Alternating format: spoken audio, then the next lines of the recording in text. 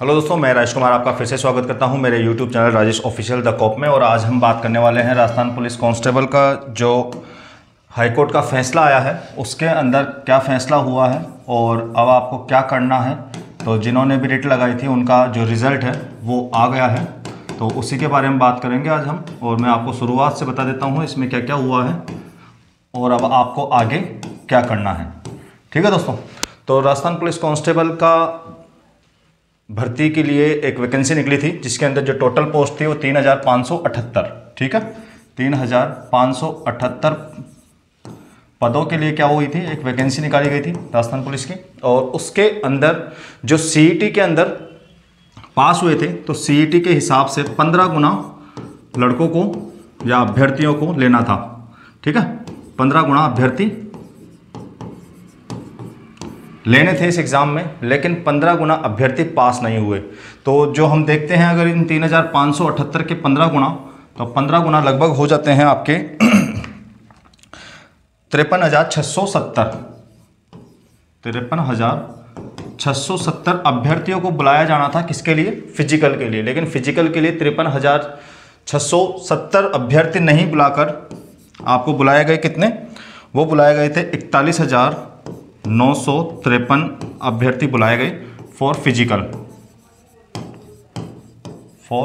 Physical के लिए। कितने बुलाए गए? 41,953। तो जो ये 41,953 का डेटा है वो आपको ये एक लिस्ट आई थी उस टाइम पे कि कौन कौन से जो सेंटर है जहाँ पर फिजिकल होना है, उसके साथ ये लिस्ट निकाली गई थी। और इसके अंदर कौन कितने कितने स्टूडेंट हैं वहाँ पर जाएंगे फिजिकल के अंदर, उनकी लिस्ट दी थी। ठीक है, तो इसमें अजमेर, भरतपुर, बीकानेर, जयपुर, जोधपुर, कोटा और उदयपुर, इनके लिए जो सेंटरों पे जितने लड़के बुलाए गए थे उनका टोटल है ये। तो ये टोटल लड़के थे और कितने होते हैं ये होते हैं 41,953 लड़कों को यहाँ पर या अभ्यर्थियों को बुलाया गया था।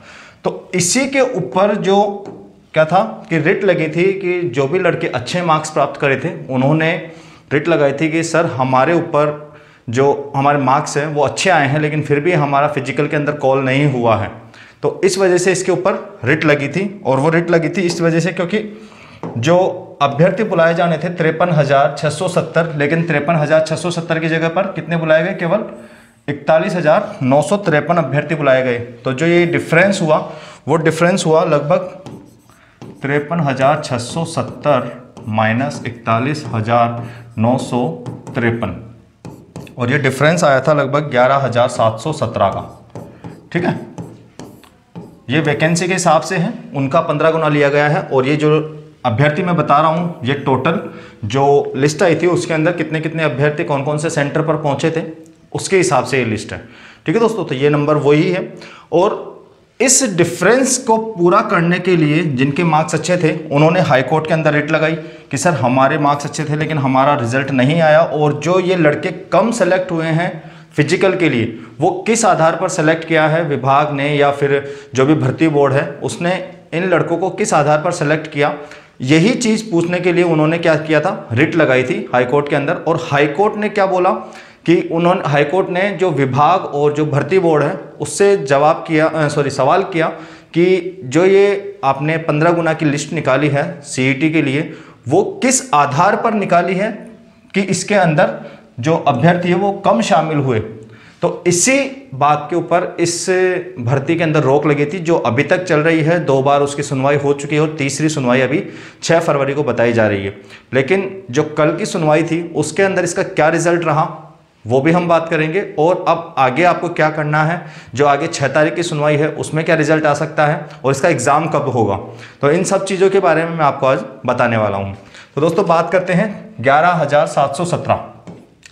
तो जो इस डिफरेंस था, इस डिफरेंस की वजह से रिट लगी और इस डिफरेंस को बताने के लिए हाई कोर्ट ने विभाग को सवाल किया कि ये किस आधार से आपने ये जो कम अभ्यर्थी शामिल किए हैं वो किस आधार से किए हैं। तो जब कल इसका सुनवाई का रिजल्ट आया उसके अंदर बताया गया कि जो ये अभ्यर्थी थे वो अभ्यर्थी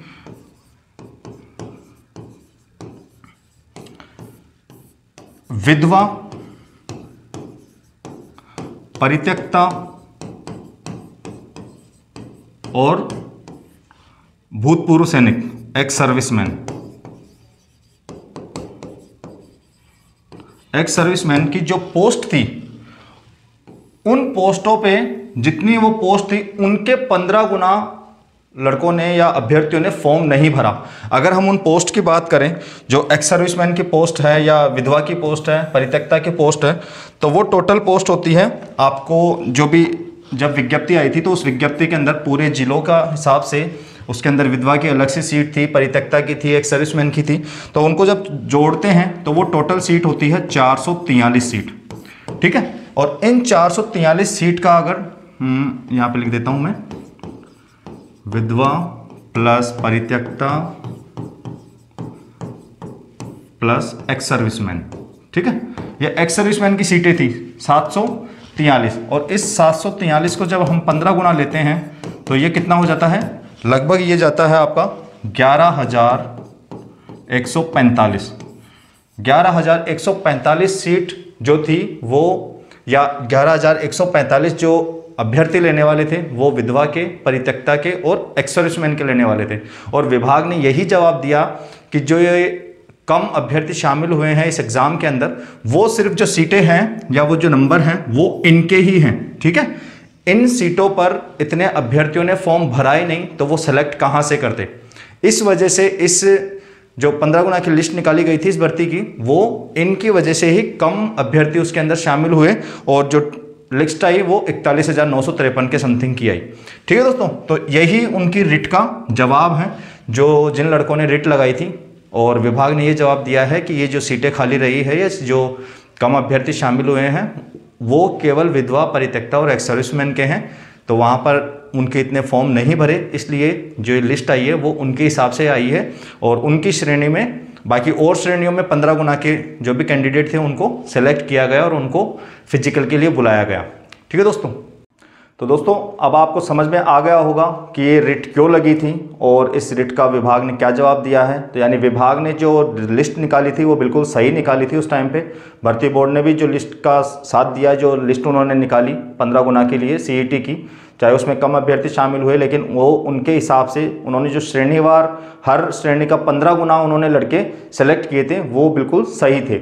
लेकिन जब एक्स सर्विसमैन और विधवा और परित्यक्ता के जब कैंडिडेट ही नहीं थे तो वो कहाँ से सेलेक्ट करते, उसके अंदर दूसरे कैंडिडेट को नहीं बुला सकते थे, इसलिए उन्होंने जो लिस्ट है वो कम की निकाली। अब इसका जो आखिरी फैसला वो 6 फरवरी को आने वाला है, जो लास्ट सुनवाई होगी वो 6 फरवरी को होने वाली है। तो जहाँ तक देखा जाए दोस्तों, जो ये जवाब दिया है विभाग ने कि इनकी वजह से जो ये लिस्ट है ये आपको कम देखने को मिली है, तो जहाँ तक है ये पूरा सेटिस्फाई करने वाला जवाब है।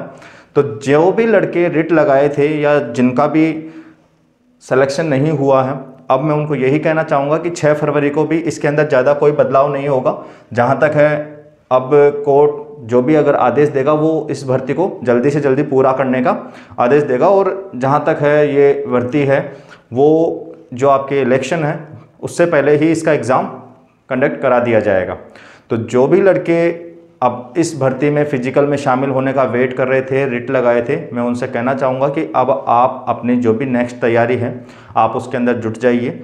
हो सकता है कि अगर इस भर्ती में आपको मौका नहीं मिला तो आपको आगे आने वाली जो भी भर्तियां हैं उसके अंदर मौका मिल सकता है, तो आप अपनी तैयारी अब शुरू कर दीजिए। और अगर आपको पुलिस में ही जाना है, अगर आपको वर्दी वाली ही जॉब लेनी है, तो वर्दी के लिए आपके लिए एक बहुत अच्छी वैकेंसी RAC और RISF, ठीक है, ये 2 वैकेंसी आने वाली है। और अगर महिलाओं की बात करें तो महिला ASI की वैकेंसी जो बहुत लंबे समय से चल रही है वो भी इस साल आ सकती है। तो जिनको भी गवर्नमेंट जॉब में या वर्दी की जॉब में जाना है उनके लिए बहुत अच्छा एक मौका है ये RAC और RISF, और ये 10th क्लास पे ही, 10th बेस पे ही है।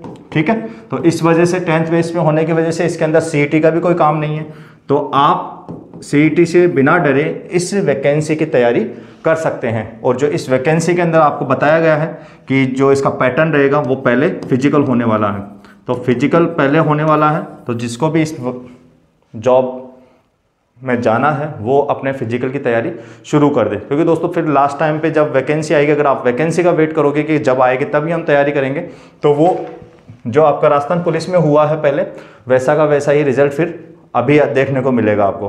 फिर आप निराश हो गए, फिर आप सोचोगे कि शायद जो मौका मिला था वो मैंने फिर गवा दिया। तो ऐसा आपको ना सोचना पड़े, इसलिए अगर आपको वर्दी में ही जाना है तो RAC और RISF की वैकेंसी का बिना वेट करे आप अपने फिजिकल की तैयारी शुरू करें। और जो भी लड़कियां हैं, महिलाएं हैं, उनके लिए महिला ASI की वैकेंसी है, बाकी इसके अंदर भी वो भर सकती है अपना फॉर्म। और 10th पास की वैकेंसी है बिना CET की। तो बहुत अच्छी अपॉर्चुनिटी है ये, जिनको भी वर्दी की जॉब पानी है वो इसके अंदर जा सकते हैं। और अगर आप इसका वेट कर रहे थे तो ये वेट को छोड़कर आप अपनी जो भी नेक्स्ट तैयारी है उसमें लग जाएं, क्योंकि दोस्तों इसका जो रिजल्ट है वो लगभग फाइनल हो चुका है। इस जो भी आपको इसके अंदर जवाब दिया है विभाग ने, उसके बाद में लगभग ये फाइनल है कि अब इसके अंदर कुछ भी नहीं होने वाला है, क्योंकि उन्होंने जवाब बिल्कुल सही दिया है। और इस जवाब को आप मानते भी हो, आप भी सेटिस्फाई होंगे इस जवाब से, तो आराम से आप अब अपनी नेक्स्ट तैयारी में लग जाइए। ठीक है दोस्तों। और जो आपका कल का रिजल्ट आया था, जो कल सुनवाई हुई थी, उसके अंदर हाई कोर्ट ने मामले में लगी रोक को 6 फरवरी तक, ठीक है, 6 फरवरी तक रखा है बरकरार। मतलब 6 फरवरी तक रहेगा, 6 फरवरी को इसका लास्ट रिजल्ट आ जाएगा। तो जस्टिस गणेश राम मीणा की एकलपीठ में हुई आज सुनवाई AAG राजेश महर्षि ने जवाब दाखिल करते हुए अदालत को बताया, कहा कि हमने वर्गवार 15 गुना, ठीक है, हर वर्ग से 15 गुना लिए थे इन्होंने सामान्य से। सामान्य के अंदर जो विधवाएं हैं उनका अलग है, अनुसूचित जाति में जो विधवाएं हैं उनका अलग है, एक्स सर्विसमैन का अलग है, अनुसूचित जनजाति में एक्स सर्विसमैन का और विधवाओं का परित्यक्ता का अलग से है, अन्य पिछड़ा वर्ग है। तो उन सब के अलग अलग जब आप जोड़ोगे तो उसके अंदर मैंने आपको बता दिया 743 के समथिंग वैकेंसी थी। तो उन वैकेंसियों के जो अभ्यर्थी हैं वो इनको नहीं मिले, इस वजह से विधवा, महिला, भूतपूर्व सैनिक जैसी श्रेणियों के अभ्यर्थी उपलब्ध नहीं थे, ठीक है। उपलब्ध नहीं होने की वजह से ही ये क्या हुआ, इसके अंदर कम अभ्यर्थी शामिल हुए, ठीक है दोस्तों। तो इसलिए कुल पदों का 15 गुना का आंकड़ा पूरा नहीं कर पाए। हरिराम गुर्जर व अन्य की याचिकाओं पर दिए आदेश, याचिकाकर्ताओं की ओर से एडवोकेट राम प्रताप सैनी और आमिर खान ने की पैरवी, ठीक है। तो ये थी जो कल जो रिजल्ट आया था, जो सुनवाई थी हाई कोर्ट की, उसका फैसला, ठीक है दोस्तों। तो अब आप इसको देखने के बाद में अब आप आराम से अपनी जो भी नेक्स्ट शेड्यूल है, आपका नेक्स्ट तैयारी है, आप उसके अंदर जुट जाइए और इसका ज़्यादा वेट मत करिए। अगर आप फिर भी वेट करना चाहते हैं तो 6 फरवरी लास्ट डेट है इसकी, तब तक आप इसका वेट कर सकते हैं और अगर करना चाहते हो तो। बाकी नहीं तो जहाँ तक है ये कल वाला जो रिज़ल्ट आया था, कल का जो फैसला था वो फाइनल रहेगा, ठीक है दोस्तों। तो आज के वीडियो में इतना ही। उम्मीद करता हूँ आपको जो भी प्रॉब्लम थी इस वीडियो या इस भर्ती से रिलेटेड, वो आपको इस वीडियो में लगभग सारी समझ में आ गई होगी। अगर और भी कुछ आपको लगता है कि नहीं ऐसा हो सकता है या कुछ और भी बात हो तो आप कमेंट करके पूछ सकते हैं, ठीक है दोस्तों। और भी कोई अपडेट होगी, 6 तारीख को क्या अपडेट आता है वो मैं आपके लिए जल्दी से जल्दी लेके आऊँगा, ठीक है दोस्तों। ओके, जय हिंद।